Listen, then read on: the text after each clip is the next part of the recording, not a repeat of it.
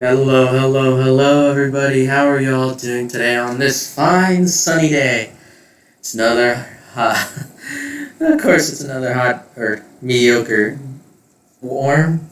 Yeah, it's a warm, mediocre, warm day here in California, in Southern California. I hope you guys are staying cool out there or staying warm, depending on wherever the hell it is you are situated, because I know some parts of the world are, in fact, cold right now. Over here, out in the desert, we're a little in the living desert. We're a little dry and everything. Not rain, not enough rain. Wildfire season starting up again. Jesus, I hope it doesn't end up like last year.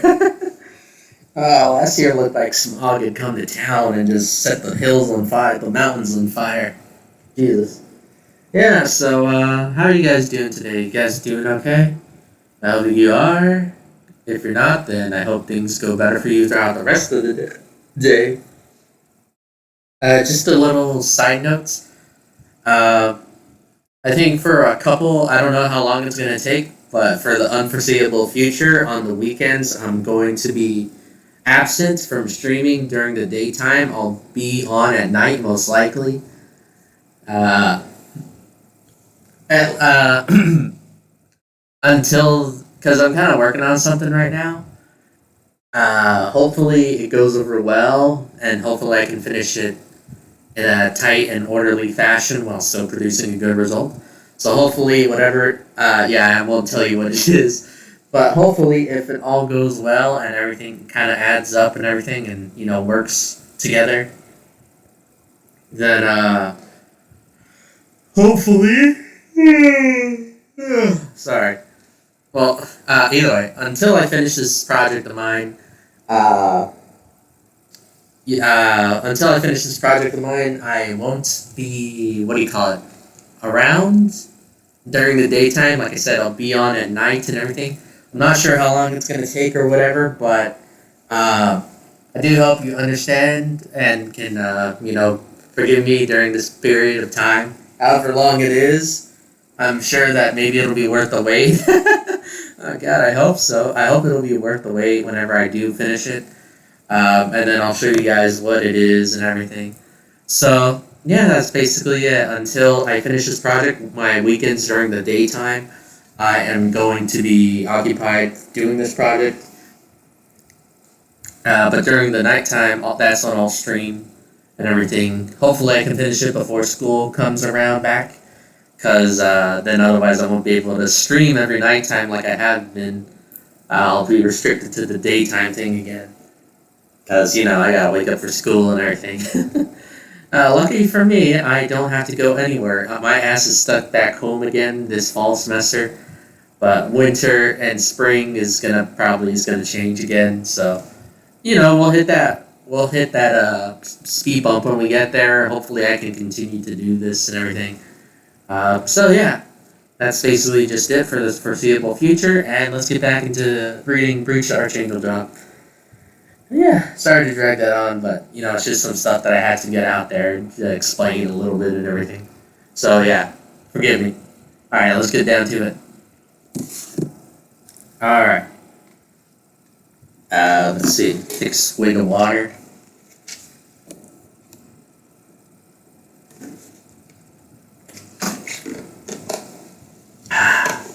Alright, ecstatic. The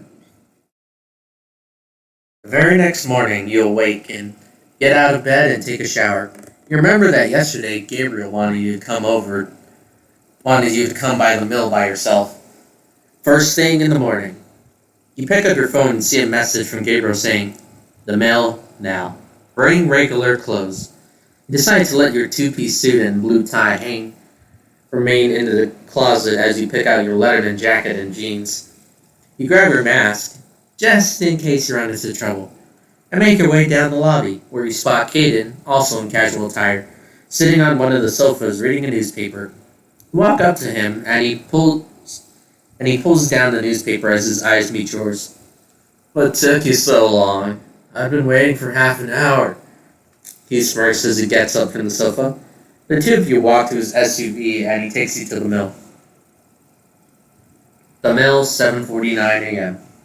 As you arrive at the mill, you realize that there's a vehicle parked in the loading bay, which you don't recognize. A dark gray luxury sedan. I haven't seen that in a while, Caden says as he parks the SUV beside the sedan. The two of you hop out and walk to the office. As you approach, you overhear a conversation from inside the office, with an unfamiliar female voice saying, Yes, she said she was going out to buy a pack of cigarettes, but she never came back. You walk in and see Gabriel sitting behind his desk as usual in his three-piece suit and a red smiley mask.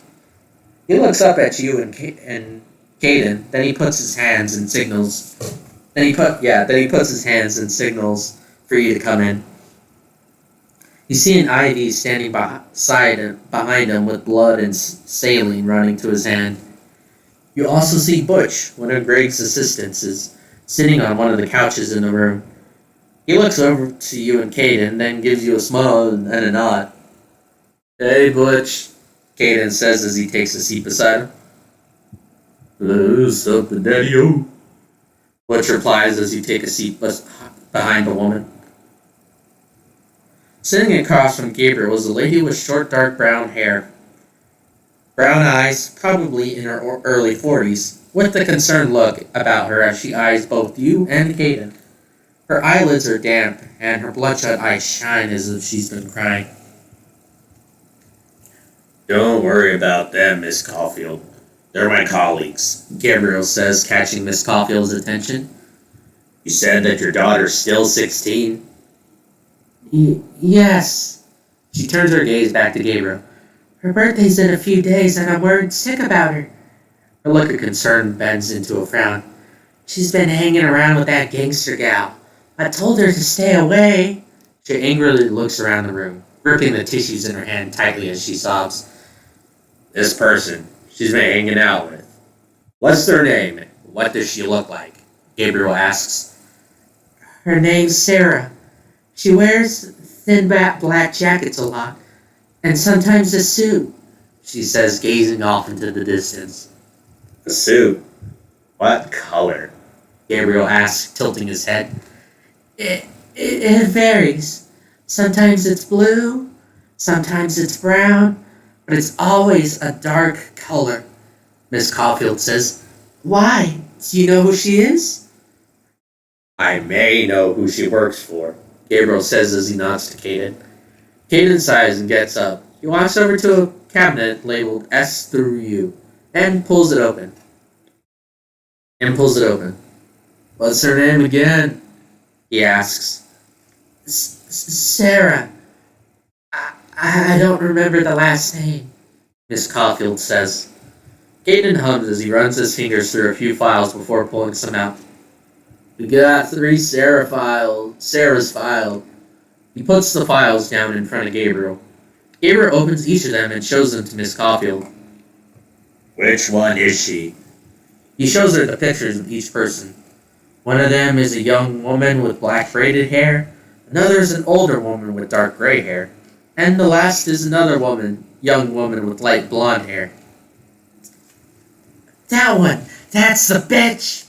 She points to the picture of the blonde woman. Gabriel nods, closes the other 2 folders, and hands them to Caden. He rotates the last folder and reads it.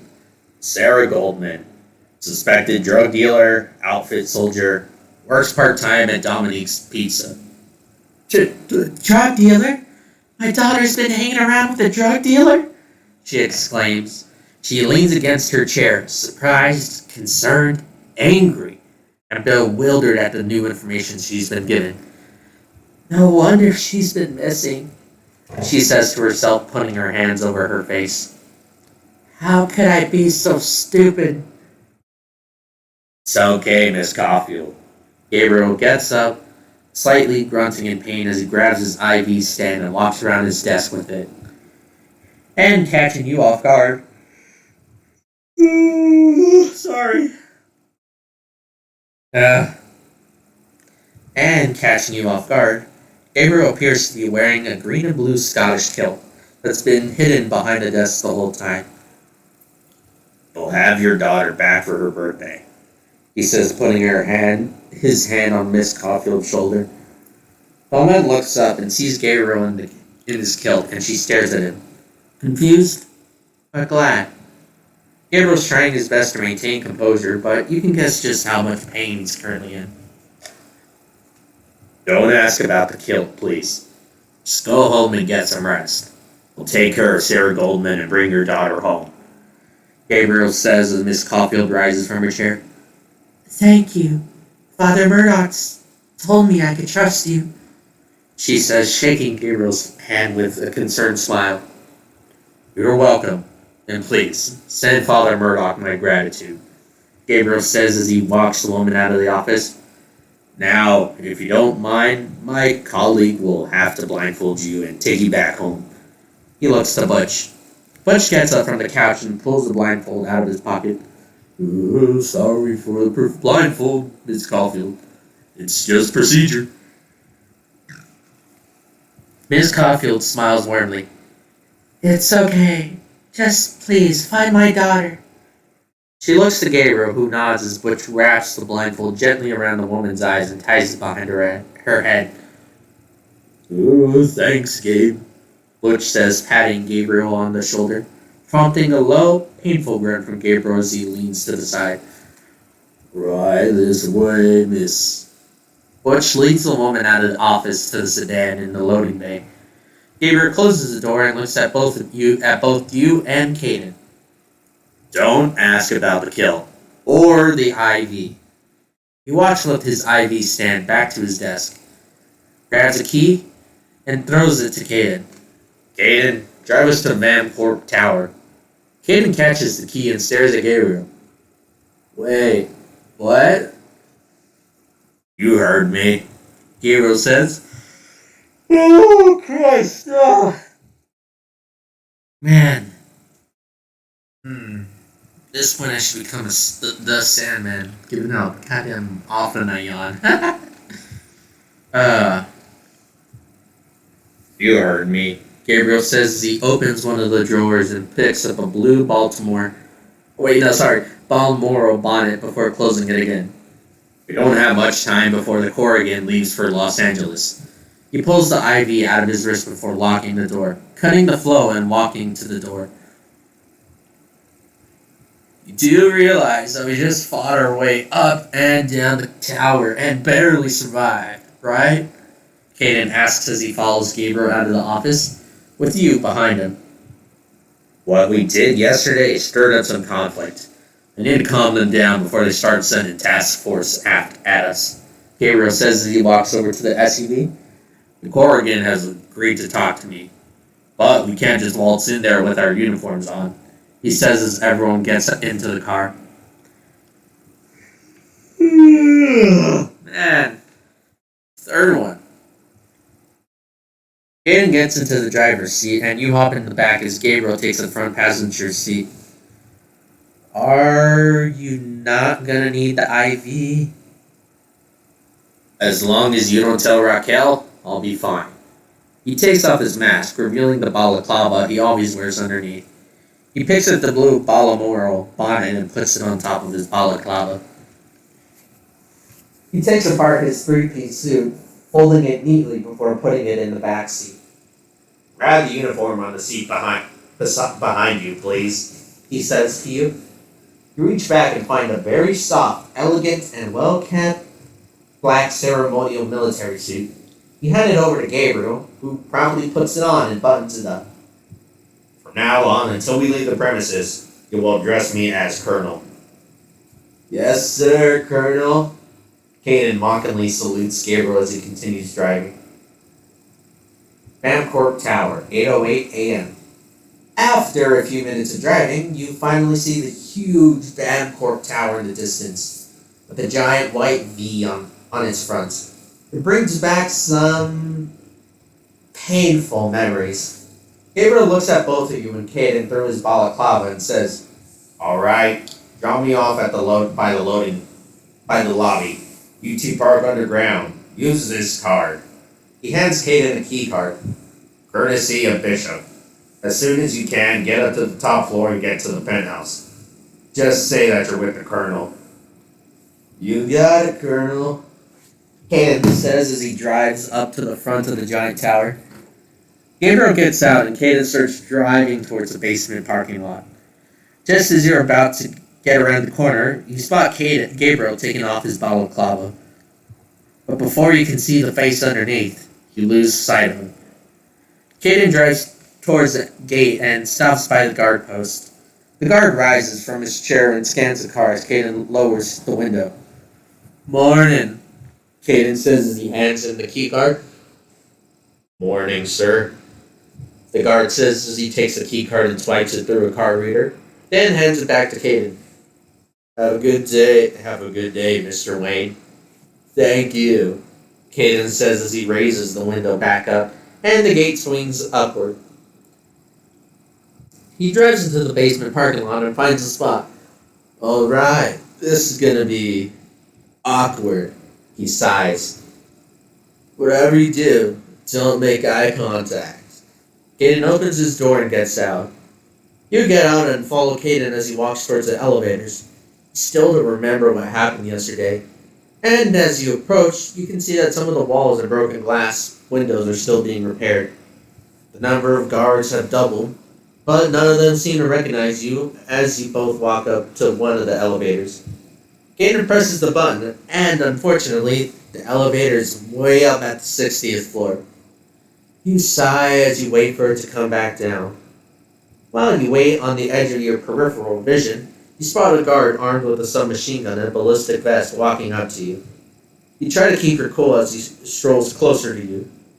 You don't recognize him, and you hope he doesn't recognize you. You look away and act as casual as you can. But your heart skips a beat and your muscles jolt when you feel a hand grabbing onto your shoulder. Excuse me, sir. You turn around and see a Vancorp security guard handing you a keycard. You drop this, he says. Oh, thank you. Grab the card. You grab the card. The guard nods to you and Caden before walking off. You give the card to Caden and you both sigh in relief. Ding! The elevator door slowly opens. You and Caden walk in and he presses the top button, which isn't really the top because this elevator only goes up to the 80th floor. From there you'll have to find another elevator that'll take you up to the 100th floor, which is at the top. It's one big ass tower. Eventually, after switching elevators at the 80th floor, you make your way up to the 100th floor. Ding! The door opens, revealing a single corridor that leads towards a glass office. There are two guards in the corridor, one on each wall. They're both armed with assault rifles and wear suits under their tactical ballistic vests. You and Caden walk up to the glass office, past the two guards, and see a single secretary sitting behind the desk. She looks up through her thin spectacles, her hair swinging from a ponytail in the back. Good morning. How may I help you? She asks with a smile. Caden walks up there and says, Morning. We're here with the Colonel. Very well. Would you please take a seat? She gestures to the two luxuriously expensive couch sofas behind you. You and Caden turn around and take a seat, while the secretary does something behind the desk, then picks up a phone. Miss Aisha, two people are outside. They said they're with the Colonel. She pauses for a few seconds before looking up at both of you. You may enter. She rises from her seat and shows you to the two gigantic wooden double doors at the far end of the glass office. Both you and Caden get up and walk over to the two gigantic doors. Caden pushes the door open, surprisingly with ease, and you see that the doors themselves actually have thick metal plating inside with locking bars, receded into the metal plates. This whole door is probably blast-proof. Inside, you see a sleek, all-white, gigantic two-story office, a glass spiral staircase.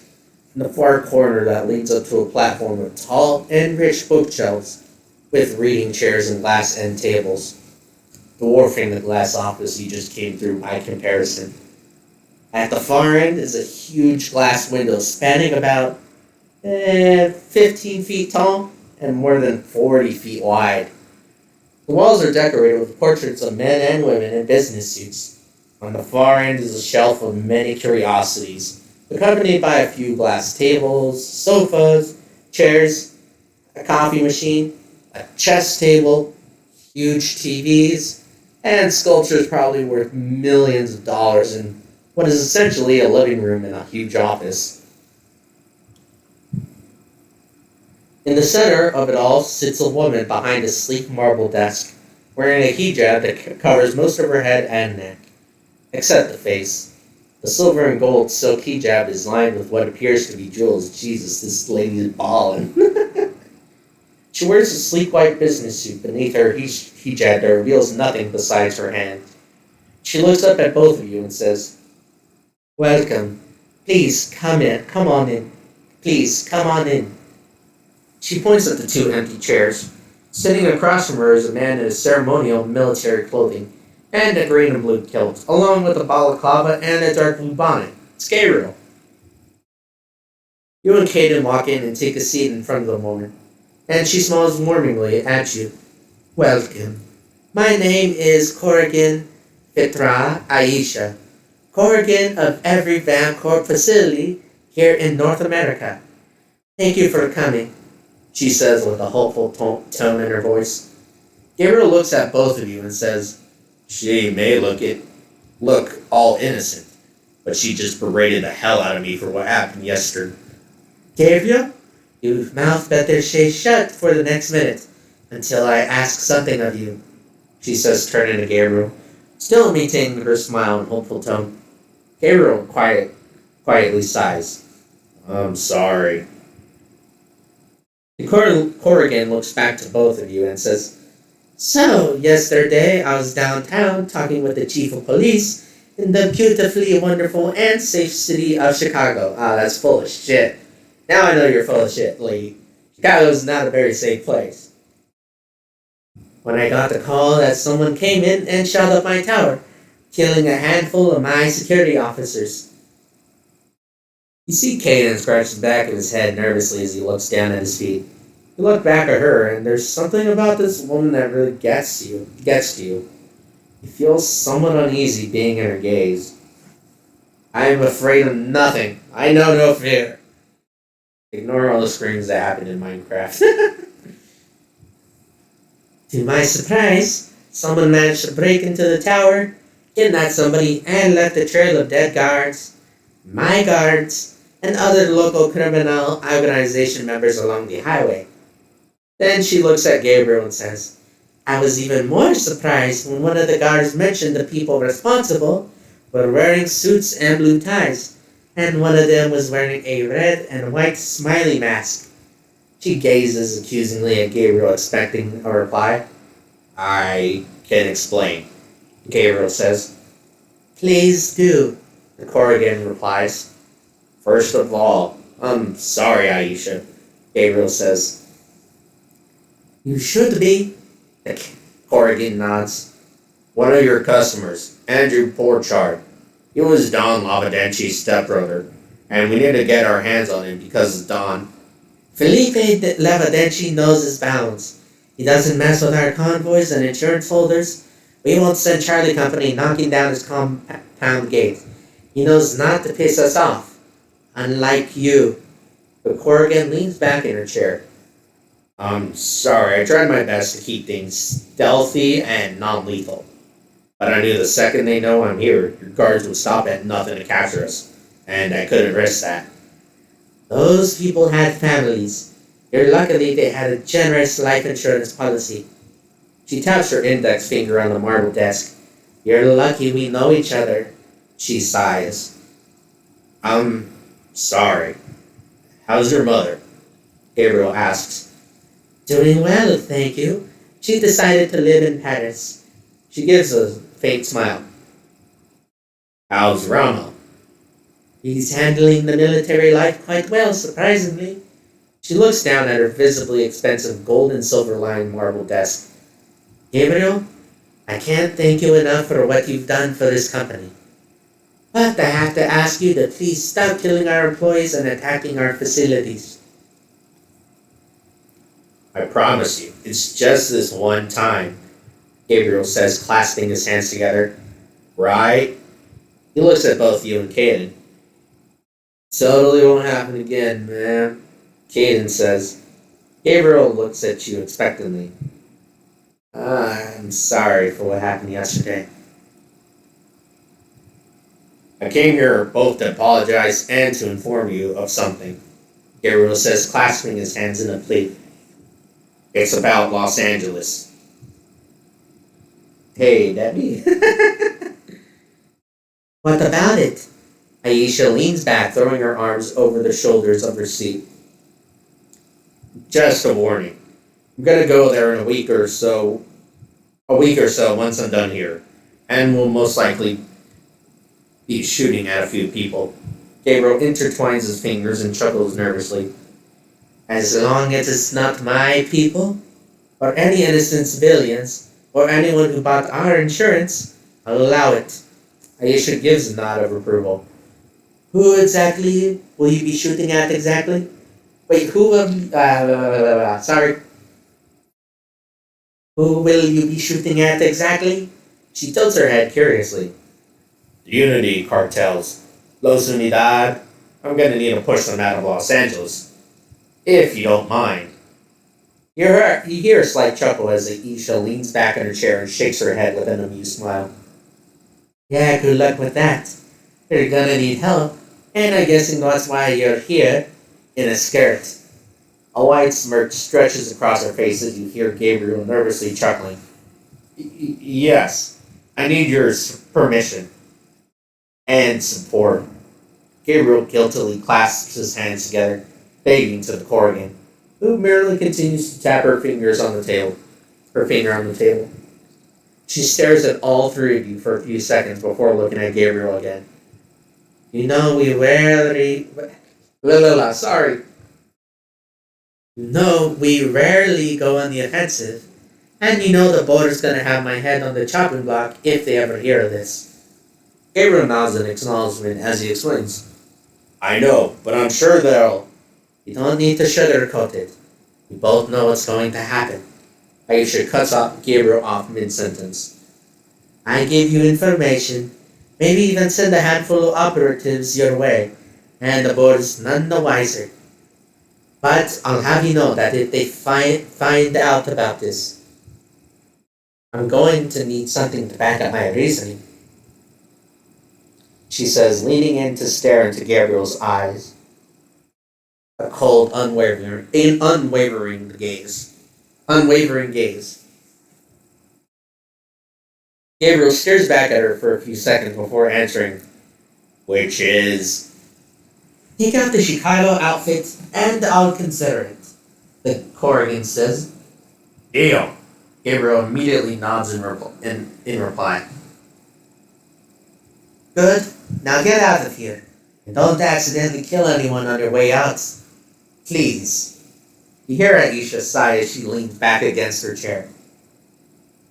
Like I said, I came here to apologize and make sure that you won't send anyone to our doorstep, Gabriel says as he stands up from his chair. Aisha also stands up. You and Caden follow suit. Gabriel puts his hand out and Aisha shakes it. Only if you keep killing our guards, she says. Like we said, it won't happen again, Gabriel says as he nods for both you and Caden to leave with him. Then he turns around and walks towards the giant double doors. You and Caden follow him as he leaves. Nice shirt, Gabe! Aisha shouts from behind you as you walk out. You walk back into the corridor. The two guards are still there, and they curiously eye Gabriel, but let him pass as you walk back to the elevators. Gabriel walks over to the elevator with the smaller door, pulls out a key card, and swipes it across the scanner. He looks at the two of you and says, Take the service elevator back down to the basement and grab the car. Meet me outside in same place you drop me off. Kanan presses the button for the other elevator, and thankfully, there's already an elevator on your floor. The door opens, and both you and Kaden walk in as Gabriel waits in front of the other elevator. As the elevator door closes, you see Gabriel slowly pulling up his mask. but the door cuts her vision off as they close. As much as I like to, I know that it doesn't result in anything, so leave it be. The elevator begins moving down to the 80th floor, where you and Caden switch elevators again and head down to the basement. You walk out of the elevator and back to your SUV. Caden drives it out of the parking lot and towards the front lobby, where Gabriel is already waiting with his mask on. Caden drives up to him and he hops in the SUV. Alright, back to the mill. That's it? Caden asks as he starts turning the car around. Why would you need us? You could have just come here by yourself. He says, I needed you there in case Aisha decided to capture me. Gabriel says as he takes his ceremonial dress off. I was guessing that she wouldn't be stupid enough to try it, but honestly, being trapped in Bancorp Tower once is enough for me. We were your insurance? Caden asks. Exactly. Gabriel says. He grabs his three-piece suit and blue tie and handed it to him. Thank you. One thing I've learned about working with the Corp is that they're really, really paranoid. He says as he puts on his suit. You worked for Bancorp? You ask Gabriel as he puts on his suit. I worked with the Corp, not for the Corp. Gabriel sternly explains. Though they already had a branch in New York for years, they've been constantly harassed by the local mafia. They've got a huge private military. Why not just take out the whole mafia? Can't touch them.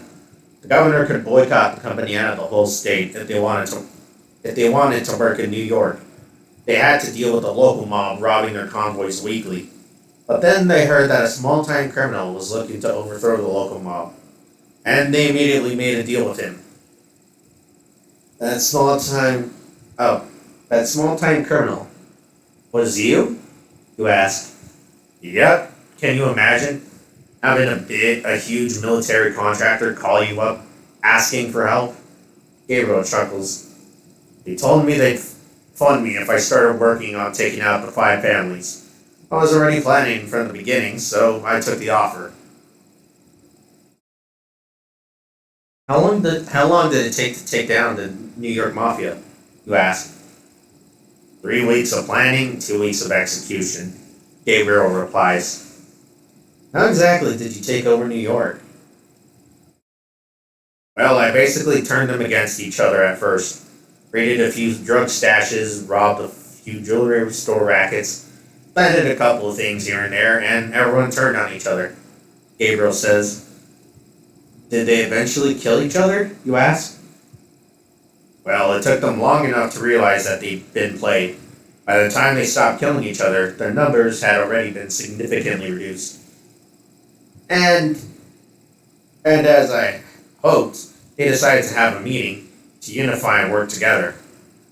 Unfortunately for them, I found out where the meeting was taking place, and we promptly took out everyone there, killing all 5 heads of the 5 families in a single night. Whoa, you did all that with only Michael and Raquel? Caden asks. No, we had help. Before I got you on the team, I had the beta crew, led by a Raphael named Voldy, ex-military. He and his crew now control New York. And you just let him? You ask. I never wanted to take over New York. I only wanted to take down the 5 families and replace them with people I trust.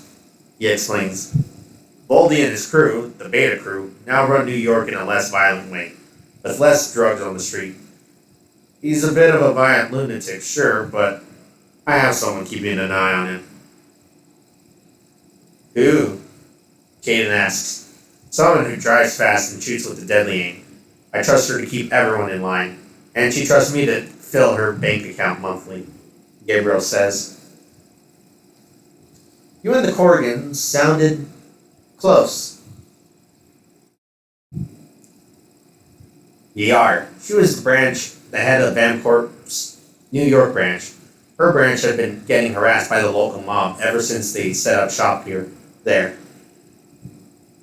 convoys robbed, facilities destroyed.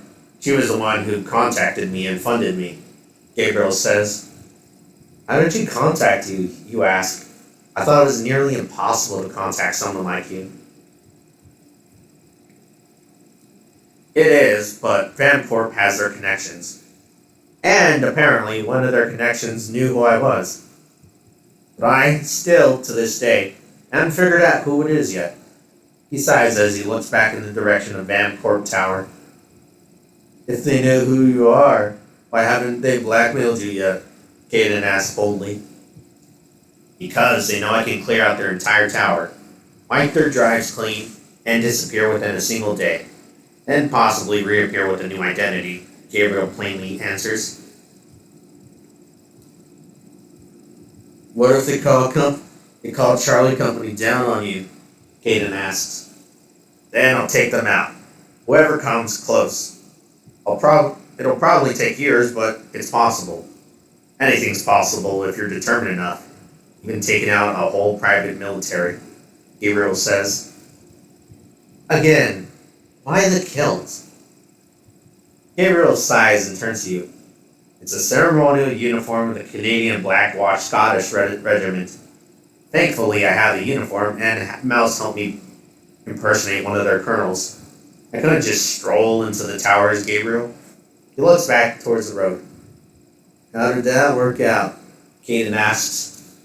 Quite well, at first, but Aisha immediately called me out as soon as she saw me. I swear that woman scares me sometimes. Gabriel sighs. Why impersonate a Scottish Canadian colonel? You ask. Well, I had to be someone the Corp knew and trusted. The colonel I was impersonating is one of the big shareholders of Vancorp. If I was any lower, they wouldn't let me get anywhere near the penthouse, Gabriel explains. But I thought Aisha was expecting you, Caden asks. She was, but she couldn't let anyone know she's meeting me. She specifically said to come in this disguise. Caden looks at Gabriel nervously while still keeping an eye on the road. You can see he's trying to hold back a laugh. So, she made you wear a skirt as a recompense for what happened yesterday. Gabriel cuts him off. I knew it. Caden slaps the steering wheel and laughs. I swear to God, I'll throw you out of this car and run you over with it. Gabriel mutters and Caden quickly shuts up. Sorry, boss, Caden says as he continues to drive. You eventually arrive back at the mill where you see a few vehicles. Well, this time, they're familiar. In front of the office, you see everyone. Mouse, Kaz, Hayne, Justin, Ann, and Charlie, and Carly all in their respective crews. And to your surprise, you also see Rook and Bishop with the red and blue mask on, both with their arms crossed, waiting in front of the office. Caden parks an SUV in the loading bay, next to the other vehicles. You all get out and walk over to the office. The mill, 8:54 a.m. As Gabriel walks up in his kilt, Rook chuckles and says, Nice skirt, Pennywise. How was Scotland? You hear Gabriel sighing as he walks up. Yeah, it was nice. Say hello to your mother. Joke's on you. My mother was a prostitute. Rook chuckles.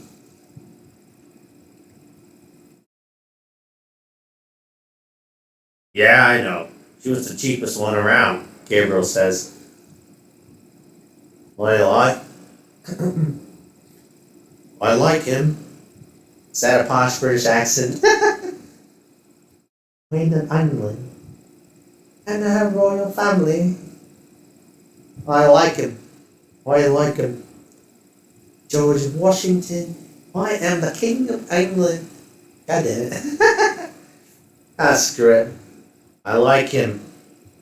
The bishop says, I know you do. Shut up, Rook mutters. Kids, Caden, Mouse, Rook, Bishop, come with me into the office. The rest of you wait outside, he says as he walks into the office. Y'all walk into the office as the rest stay outside. Gabriel walks around his desk and takes a seat beside his IV stand. He grabs the line and reinserts it into his hand. First off, don't ask about the kill or the IV. He looks to Rook and Bishop and continues. Second, I need your help to find someone.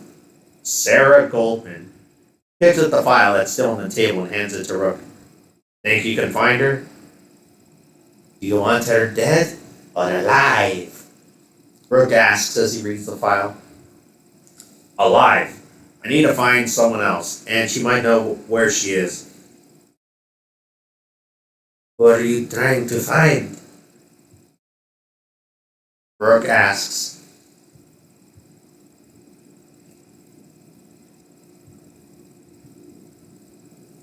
Sorry. Lost my place. Yeah. Okay. What are you trying to find? Rook asks as he shifts through the pages. Alexandra Caulfield, 16 years old. Possible drug addict, and her birthday's in a week or so. Think you can find her before then? Gabriel asks. Do you want her dead or alive? Rook asks again. What? No. I want her alive and unharmed. Please, Gabriel says. Alright then? Oh. Alright then? You want me to find this Sarah Goldman, and you want her and make her tell us where this Alexandra is. And bring her back to you. Rook asks to confirm. Yes, do whatever you want to Sarah. But I want Alexandra in this office by the end of the week. Preferably unharmed. Gabriel says, tapping his index finger on the table. She'll be here, Rook says, closing the file and handing it over to Bishop, who stares at Rook for a few seconds before taking it. Rook walks over to the mini fridge and opens it up, and looks at Gabriel. May I? Gabriel nods, and Rook pulls out a couple of bottles of beer, tossing one to Bishop. Oh hey, grab one for me, Caden says. You got it. Rook grabs another one and throws it at Caden. Don't say anything, I'm not a drinking man. The three of them pop the caps and take a sip, with Rook and Bishop pulling up their balaclavas. I'll call you when we found her, Rook says as he and Bishop start walking out of the office. Later, Pennywise. Gabriel sighs and looks at both you and Caden. I need the two of you to start casing your jobs. Caden, go to the intercept point and scout the place with your Sario. Then he looks to you and Mouse and says, Kits and Edwin, go to the Southgate Mall and scout those ATMs. You, Caden, and Mouse nod in understanding, and Gabriel continues. Good, now get out of here. Gabriel ushers you all out.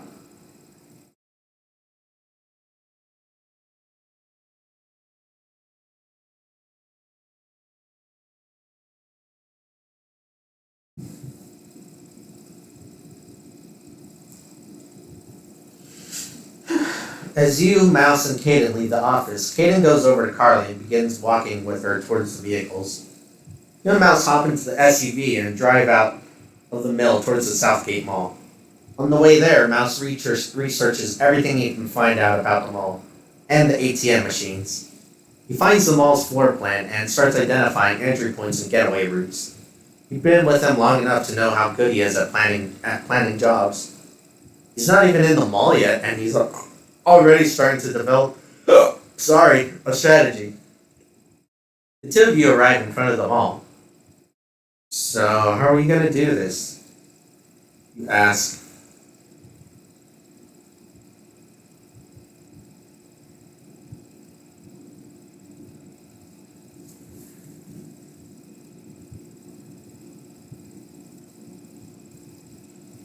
The usual. You stay here, and I'll go in and case the ATMs. He keeps his phone out in the open and hops out of the car. Wish me luck, he says before closing the door.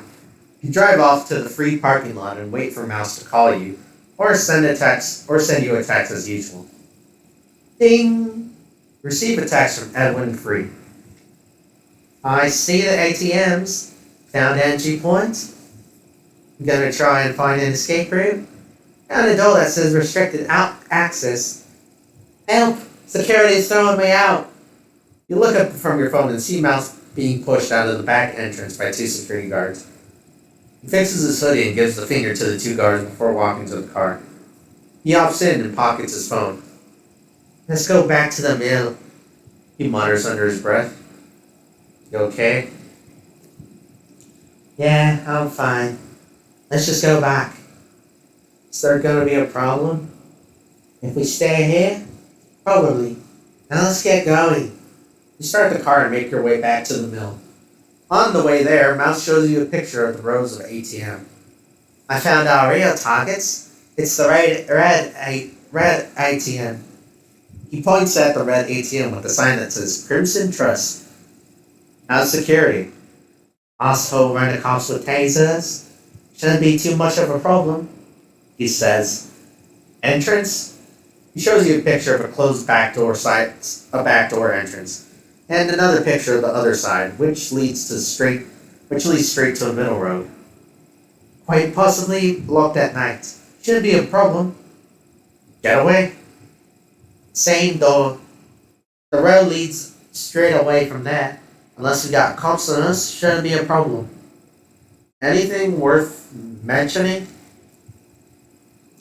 Aside from the Archangel cops, which I already mentioned? Nah. Mouse looks at you and sighs. The rest of the drive is silent. You arrive back at the mill just in time to see Caden and his crew leaving as you park the SUV in the loading bay. The only people there are, as of the current moment, are your crew and Gabriel, who's no longer wearing a kilt, standing in front of the office. You and Mouse hop out and walk over to the crew. Mouse strays away from you and heads to the office. He looks back at you and says, I'll be with you in a minute. Gabriel looks at you and nods before walking to one of the cars. When you're done, go home and wait until I give you the go-ahead. He pats you on the shoulder as he walks past. You walk over to the table where your crew is waiting and prepare to brief them. How are we looking? Kane asks. You straighten up and say, we've got an easy one.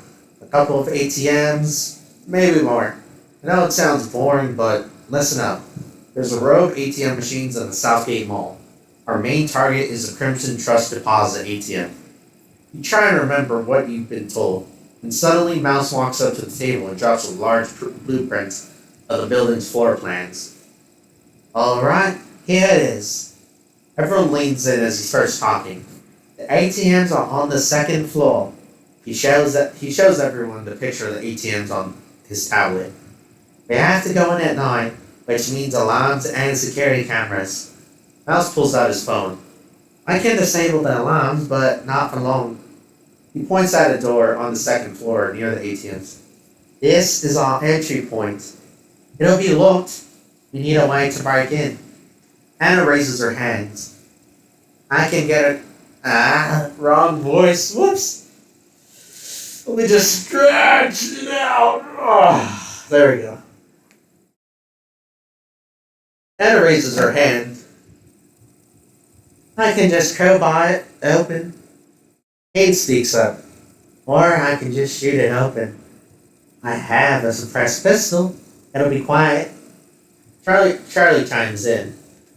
Oh, I could just crash through the second floor window from the parking lot. There'll be a much faster entrance and getaway. Anna looks at her brother and scowls at his idea. He senses a playful tension between the siblings. Charlie shrugs. Why not? Anna sighs and rolls her eyes. Good seeing. What do we got?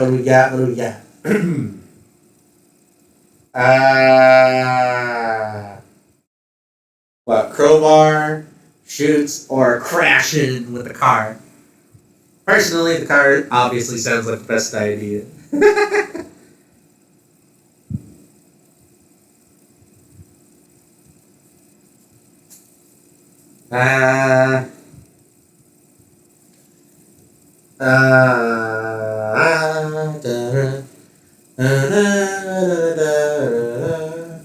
I'll shoot it open. We'll go with Anna's idea.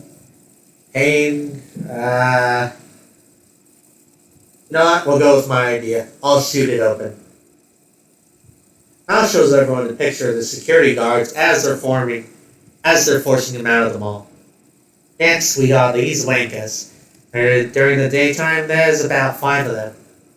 Which means at night there's going to be at the very least 2. Possibly 3 or 4. Charlie says.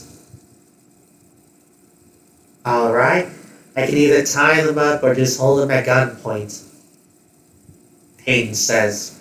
Mouse chimes in. We have a few zip ties. 15 was my last count. If we need more, we can just buy them. Buy some more zip ties. For $15. Better be made out of steel or something. Alright, Mouse says. I'll go buy them from Greg. Alright, next is the ATM itself. Mouse shows everyone the picture of the 3 ATMs on his tablet. There's 2 steps to this. You need to open the ATM door, then unlock the money boxes themselves. And it nods. I'll have to modify my plasma cutters for intense steel, but I can cut them open in less than 2 minutes per ATM.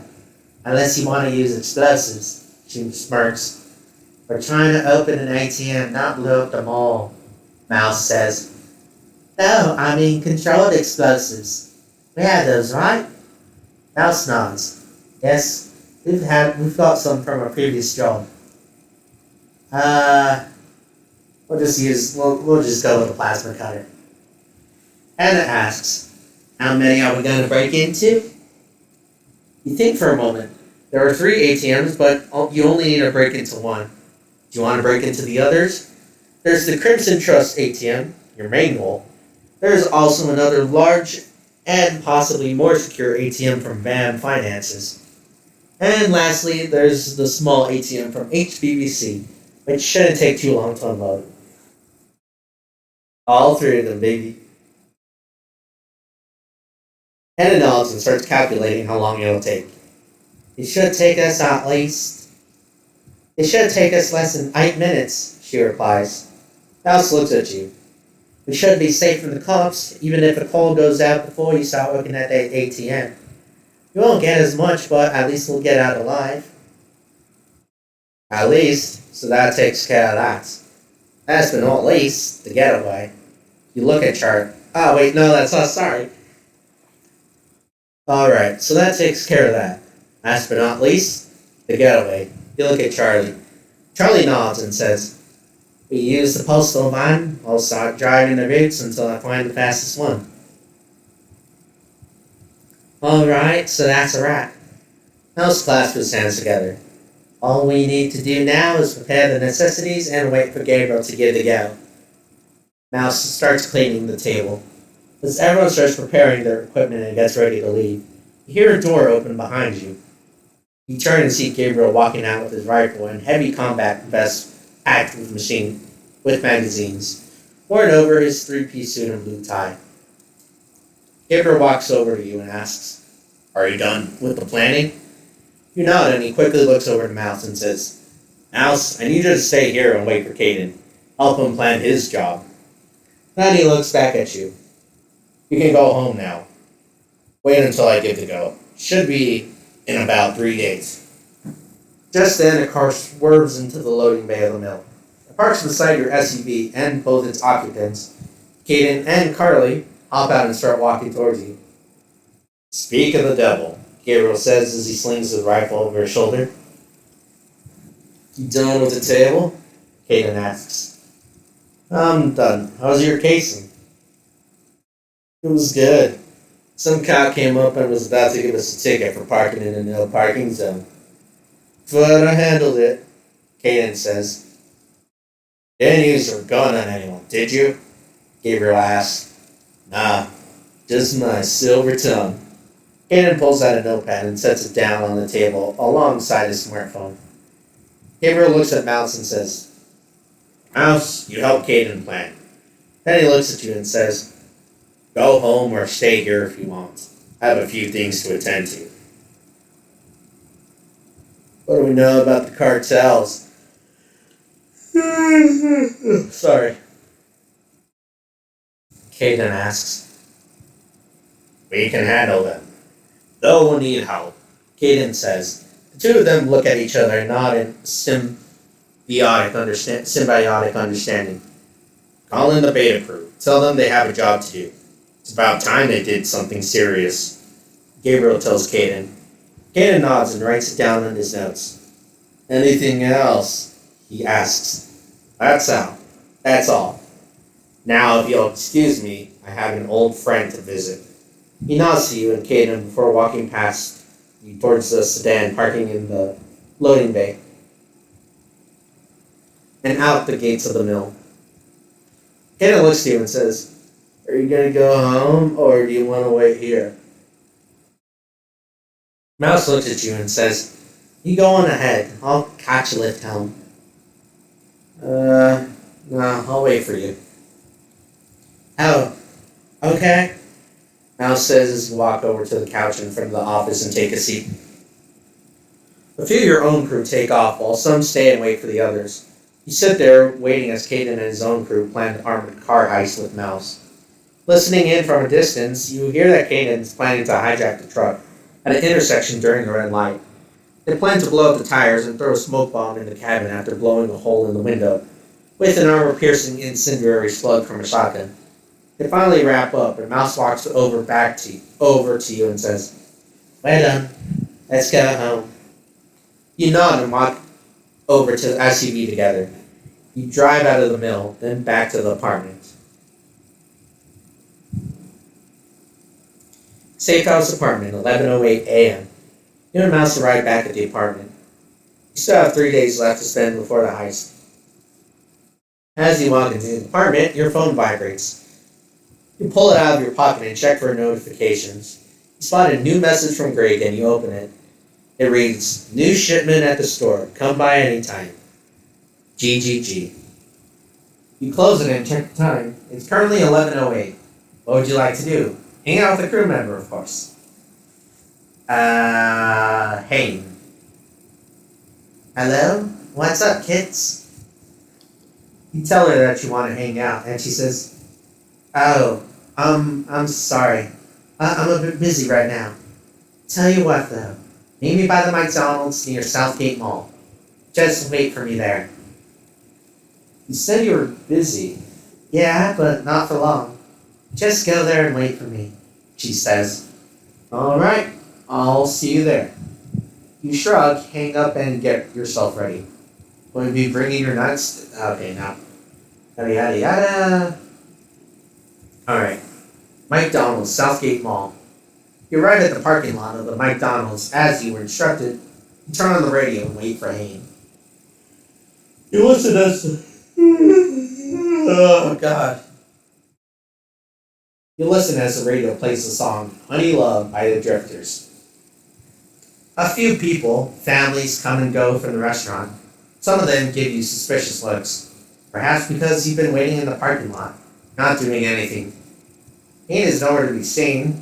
Maybe you should contact her, or go through the drive-thru so you don't look suspicious. Enter the McDonald's. You decide to hop out of your SUV and enter the store. As soon as you do, there's the family. There's the familiar waft of chicken, beef, and fries being showered in hot grease. As soon as the smell hits your nostrils, your stomach replies with a grumble of hunger. You walk up to the line and wait your turn as the people in front of you order their food. One by one. Past their shoulders, you notice someone familiar at the counter. A woman with a very short, dark brown ponytail hidden under her McDonald's cap.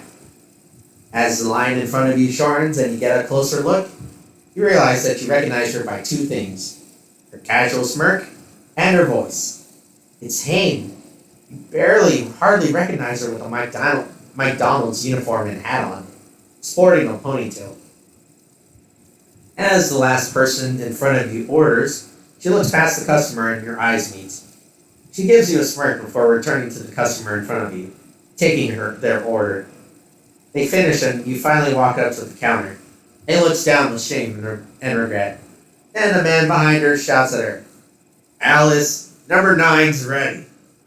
She snaps into a smile, looks up at you, and says, "Welcome to McDonald's. May I take your order?" I'll have whatever you're having. She chuckles and says, "Cheeseburger it is." She taps the menu screen in front of her. Her eyes look up at you and she whispers, "I'll join you later. I just have a few minutes left. Sorry." You nod and take a seat in the corner booth to wait for her order. A few minutes later, Anne walks up to you, no longer in her uniform, with two of McDonald's takeout bags. She takes a seat in front of you, setting down the paper bag before pulling out the meals. You and Hayden sit across from each other as you eat. She smirks and says, "Please, don't tell anyone. My lips are sealed." "Thank you," she says as she munches on her cheeseburger. You take a bite of your cheeseburger as you continue the conversation. She looks at you and says, "We should go somewhere after this." She takes a bite of her french fries. McDonald's reminds me of the time my little sister and I would run away and spend time in the McDonald's parking lot because we didn't have any money to go in and buy something. She chuckles. "What did you do in the parking lot?" you ask. She would pretend to be a cashier while I pretended to rob her. Back then, we were innocent. I couldn't believe when I robbed my first store. Oh, how things change, and yet stay the same, she says, taking a sip of her cool cola.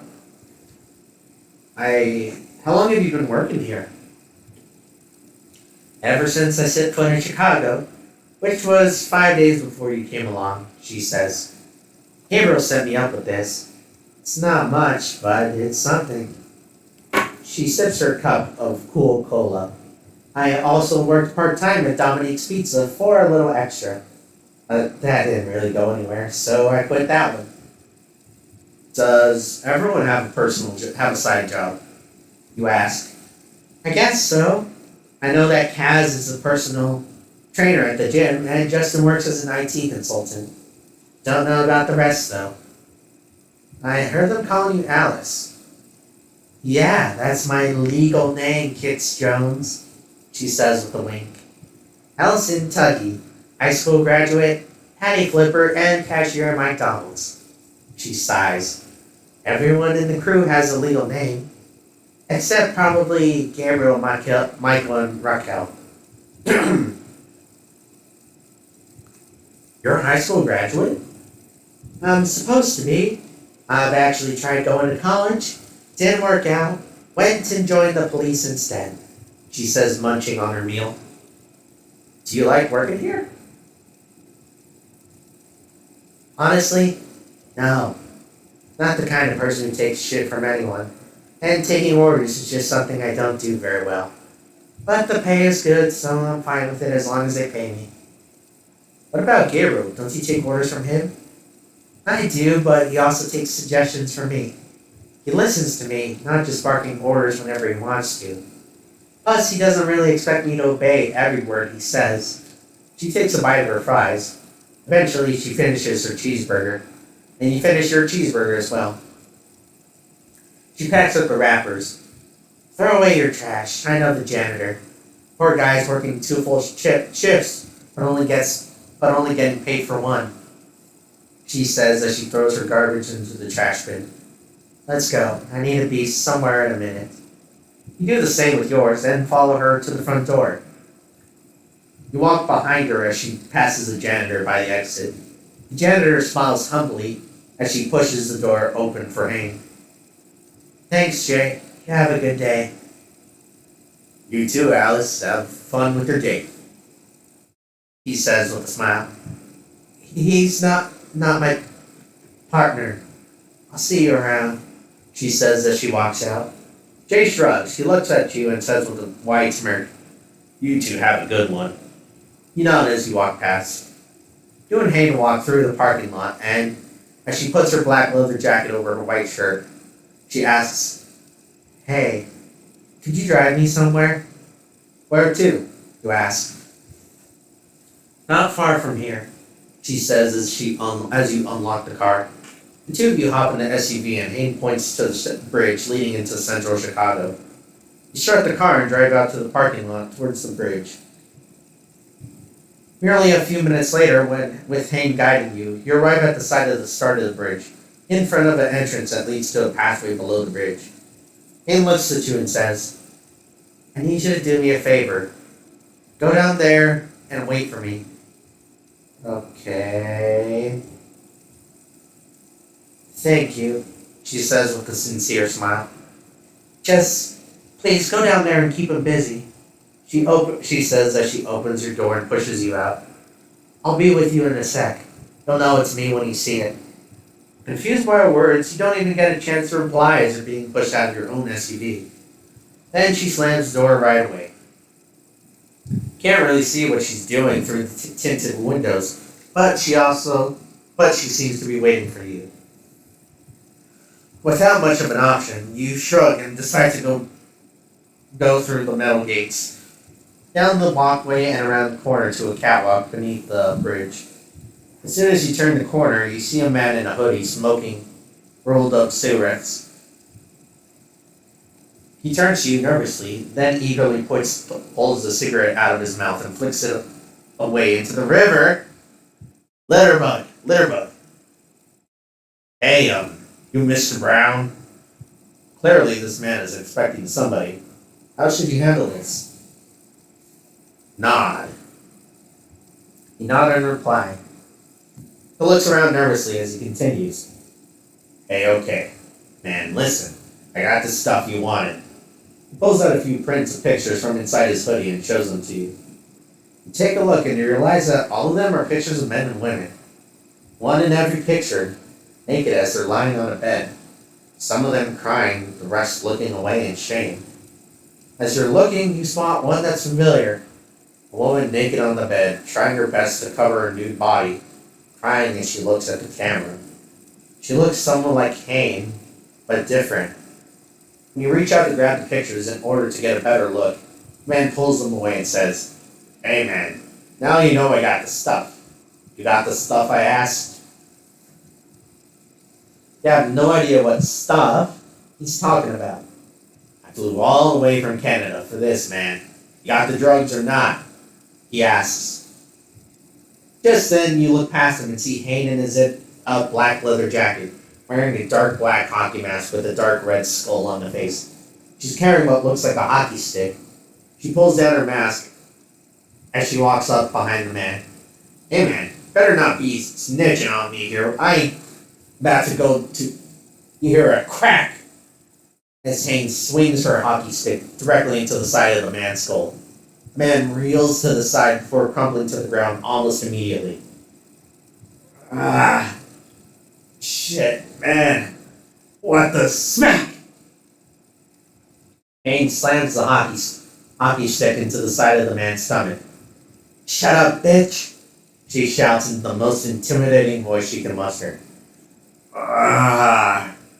The man groans in pain as he clutches his stomach, curling up into a fetal position as Hayne points the edge of her stick at his face. This is what you get, you sick bastard. Where's your girlfriend? Wait, don't bring her in. Hayne reels back and slams the hockey stick into his face. His head flails back, slamming against the ground as blood spurts out of his nose. Ah! The man shouts as he cups his bleeding nose with both hands. I'll ask you one more time. You better come up with something that won't have me throwing you over the railing, Haynes says, pushing the hockey stick up against that man's head. The man whimpers and says in a gargled voice, She's back in Canada. I told her not to come. Haynes stares at him for a few seconds before pulling the hockey stick away with a sigh. She looks up at you and says, Help me push him over. She crashes down and grabs him by the collar. No. Wait. Why? The man cries out in pain as Haynes pulls him up back as his tooth. Pulls him. Whoops. The maid cries out in pain as Haynes pulls him back up to his feet, then pushes him back against the railing. I want to send your bitch a message. Hayden says. Then she pulls back and slams her fist into his face, causing a fresh trail of blood to fall down onto the concrete slopes below. There's a river beneath you, but it's far enough down the reservoir that if you were to fall in, you'll hit the banks first and then slide into the water. This height, you don't think you has much of a chance of surviving. No, wait. Please, I'll stop. I won't bother anyone anymore, I promise. Not good enough. Hayden grabs his legs and hoists them over the railing. The man grabs onto the railing, holding on for dear life. Whoa, Shay! Shay, you're crazy. Please don't do this. I'm sorry, man. What do you want, money? You used and humiliated my sister. You sick fuck. You don't get to say sorry. Hayden grabs his collar as half of his body dangles off the railing. You and your girlfriend have been screwing with innocent people. Literally. I want to make sure I'm the last woman you have to ever mess with again. She pulls out her suppressed Glock pistol and chambers around with one hand, using the railing to rack the slide as she holds his legs with her other hand. No. Please, I didn't. I'm sorry. The man says, covered as his face I'm sorry. The man says as he covers his bloody face. I already went to court for this shit. Yeah, and got away with it free. Got away free. You can bribe justice, but you can't bribe vengeance. Haynes says as she shoves the suppressor of her pistol into the side of the man's head. Man. I don't know. Man.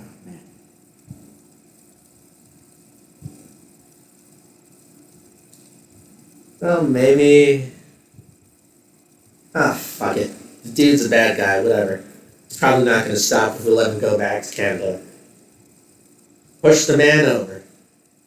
You walk over, grab the man's legs, pull it up, and start pushing him over. No! Wait! Hayden fires right into his crotch. Then she pushes him over with you.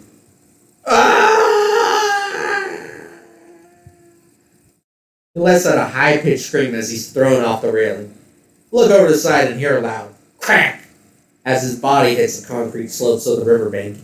You see a smear of blood leaving a trail as the body tumbles and slides into the water, polluting it with his blood.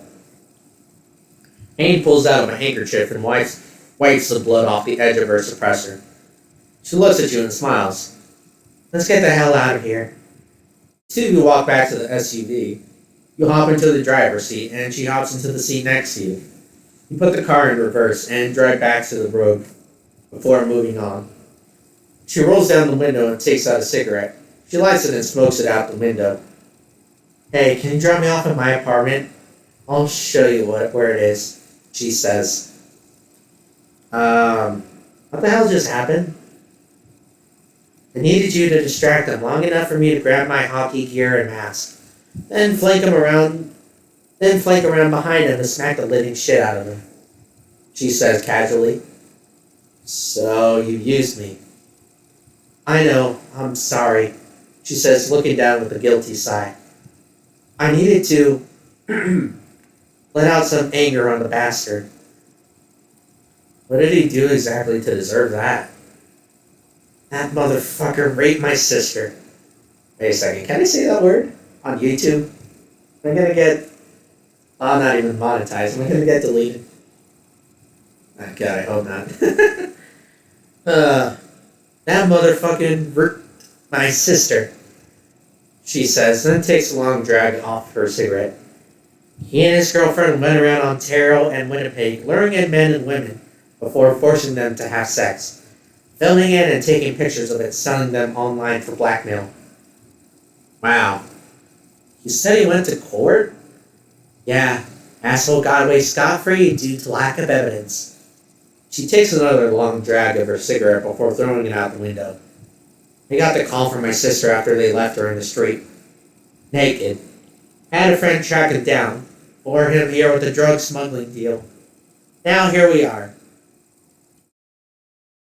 His bitch girlfriend up north is about to get what's coming to her, too. Are you going back to Canada?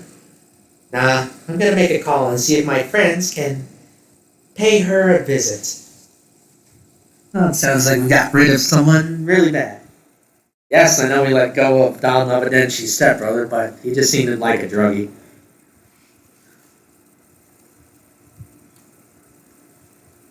Yeah. Okay, maybe my morals are a little shaky at times. Yeah, I did what I thought was right. You never talk much about your sister. She stares at the window, ignoring your question for a few seconds before answering. She knows what I do for a living. It's best that way, instead of keeping her in the dark.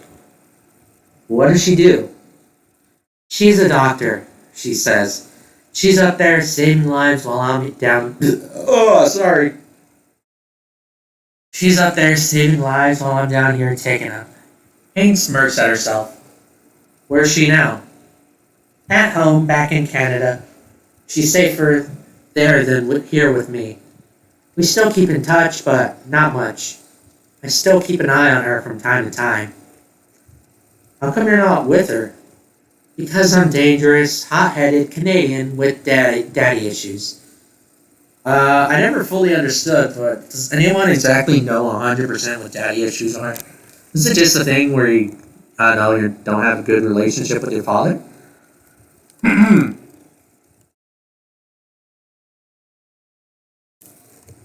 Is that what a dad... God damn it, let's just look it up right now. I never fully understood. I think that's what it is. Daddy issues. Meaning.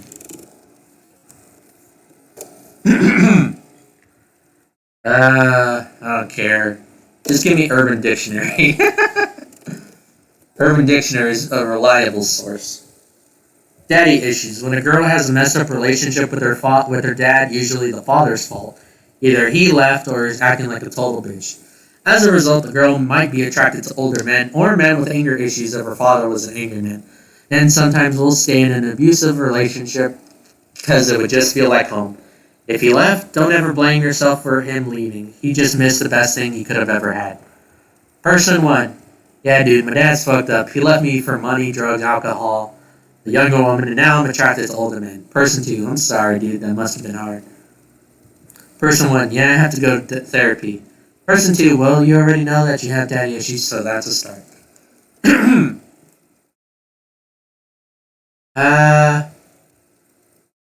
Okay. Alright. So, what's it called when you're attracted to older women? Is it just mommy issues? Whatever. Okay. Well, let's go back over that last line, because we got way off topic. Because I'm a dangerous, hot-headed Canadian with daddy issues. She looks at you, staring intently. Nobody should be around me. Well, I'm here with you. You tell her.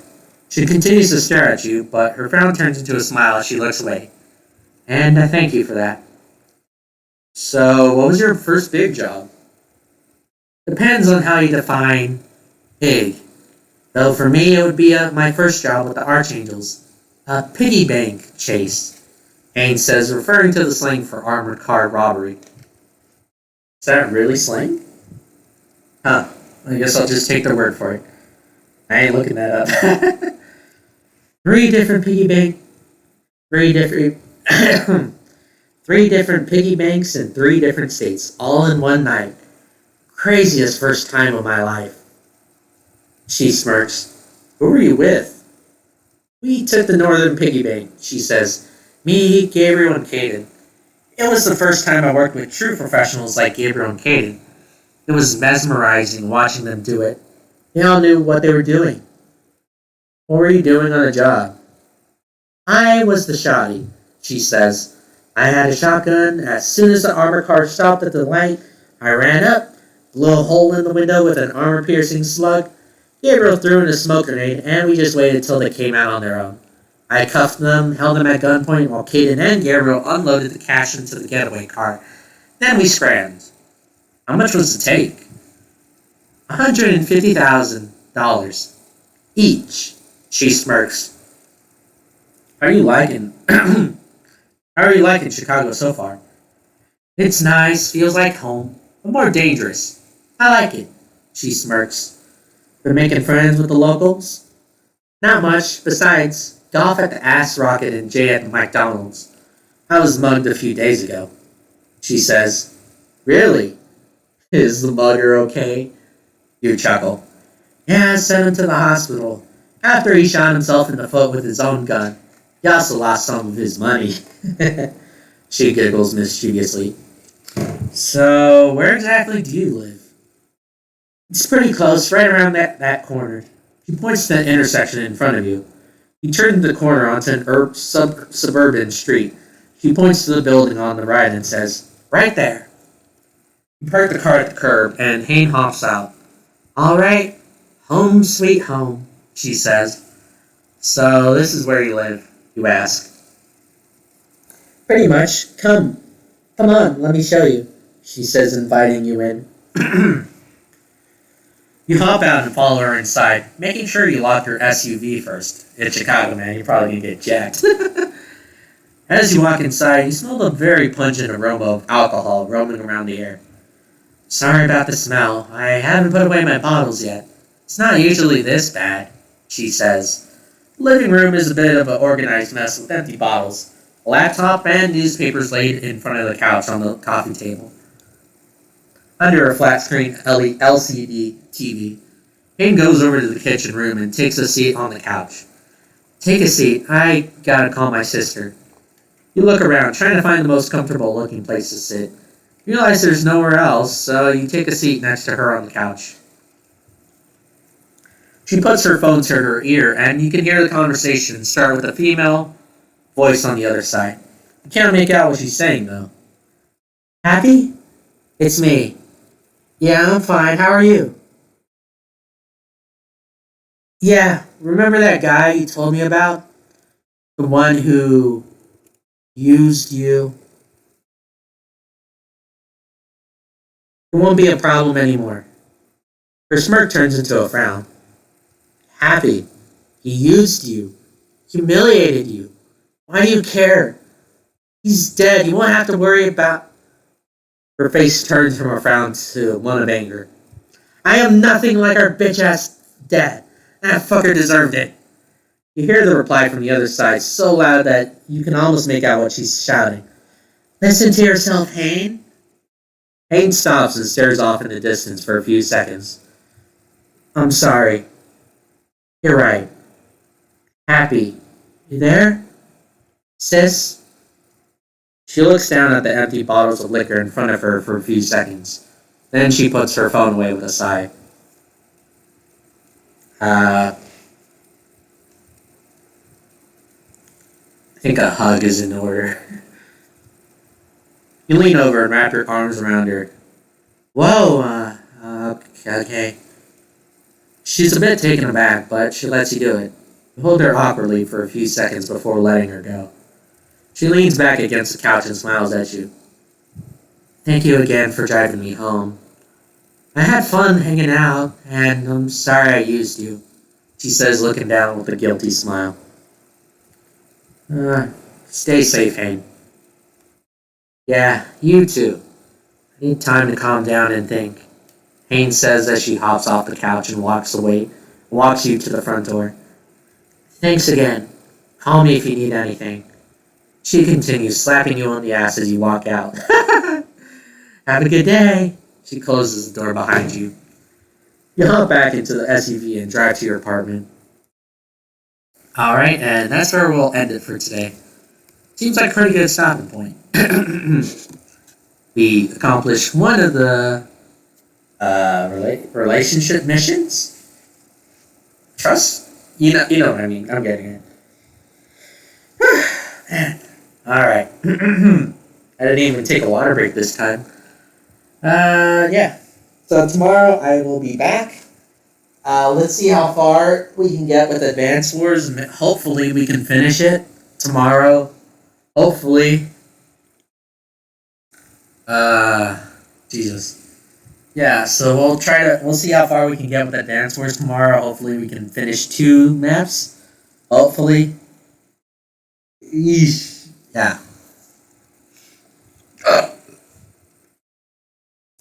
Yeah, so we'll see how that goes and everything, and then, yeah.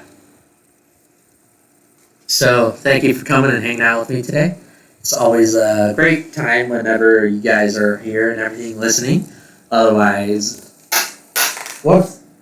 Otherwise, it's just me having a conversation with myself, and I'm pretty sure that's supposed to be me going crazy. Some. Alright? Alright, thank you guys. I'll be back probably tonight again with some more Dying Light. Probably won't be as long as yesterday, though. Yeah, because we finished all the side missions, so I'll see you guys later on tonight. If not, then I'll catch you guys. If I don't see you tonight with Dying Light, then I'll catch you tomorrow with some Advanced Wars 2. Yeah, I think that's pretty much it. Thank you. Have a great and awesome rest of your day. Stay frosty, and I'll catch you on the other side of the day. Adios.